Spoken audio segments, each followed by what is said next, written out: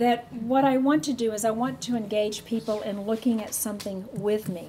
We're doing it together. We're kind of wrinkling our eyebrows together. We're thinking about it together. I don't want to be doing it for them. In other words, I don't want to think of it as that they give me data, information, etc., and I sort it out and I do something with it. And so my learners say, but yeah, how do you do that? And I said, well, one thing that's worked for me is that I think of every person that I meet as bringing me a very precious gift.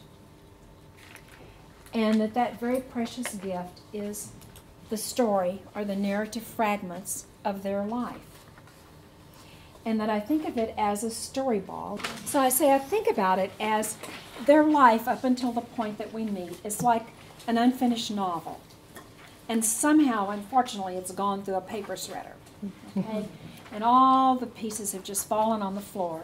And they have scooped it up, formed it into this ball, and they've brought it in, and they're going to hand it to me. And what I'm going to do is I'm not going to take it from them, but I'm going to gaze upon it, I'm going to look at it, I'm going to reach out and gently touch it, and I'm going to be interested in learning about this very precious gift that they have brought to me.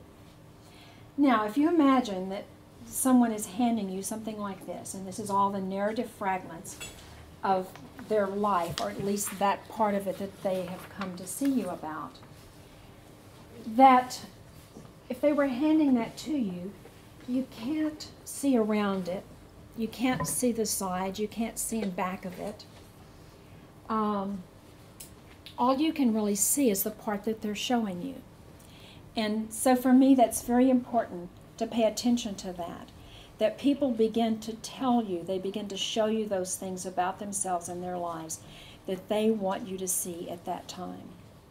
So that I'm respecting their expertise on what they want to say, what they feel is important to say, and most important, what they're comfortable with saying. Not what I think they should say, not the story I think they should be telling. And I pay very careful attention to what they're saying, and I think of it as they're trying to teach me about their situation, and I'm the student, I'm the learner. And to learn, I ask questions, I make comments, I may shrug my shoulders, do something with my eyes, but I'm always responding in a way that I'm wanting to learn more about what they're saying. So this is the way that I begin to participate in the telling, the retelling of someone's story. And that when you listen very carefully to another person's story, and you can become very immersed and engaged in it, it's almost like reading a really good book. You can't wait to turn the page. And what happens next? And then what happened? You just have so much anticipation. But you're curious about the story, not about something outside the story that you've brought in, about another family that you've worked with recently, or another situation that you've been involved in that you think is very similar to this. That you're really focusing on the uniqueness, the novelty, and the nuances of their story. Now, if I'm speaking with someone and we're talking and I'm listening to them tell me, one of the things that I began to notice that is, as you become interested in another person and you ask questions that really are close to what they're saying, you're not bringing in something else or detouring the conversation, that what you might think of as this one-way inquiry begins to shift more into a two-way or mutual inquiry. In other words, that you're not only the one trying to learn, but they are also trying to learn with you. And I'm using the word learn in a very broad sense. They are engaging with you in thinking, puzzling over what it is going on in their life. Now, as I'm talking with someone, and all of a sudden I see like a little narrative thread to the side, or I think I see it, or I think I've heard it, I might, most likely at that point I won't ask about it, but I'll kind of catalog it in my memory. Okay, she said this is affecting her professionally and personally. And the way she said it sounded serious. So I catalog that in my memory. And then when there was a point in the conversation later where I wasn't interrupting the flow, or I hope I wasn't interrupting the flow, I said, may I ask you about something that you said earlier? You said that this is really affecting you professionally and personally.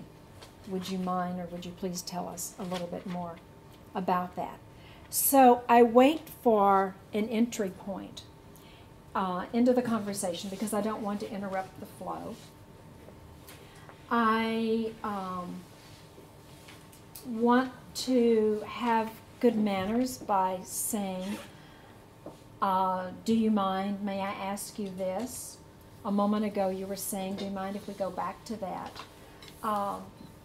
So I asked their permission, may I ask you this question, and are you okay with responding? And people let you know in various ways. They might say, sure, ask me, or they might say, yeah, I want to tell you about that, or they might keep talking about what they were already talking about. And if they do, I just assume that where I am with my curiosity doesn't fit where they are right now. So I have to let it go. It may come back. Usually it doesn't, because it ends up not being relevant because they've taken the conversation in another direction.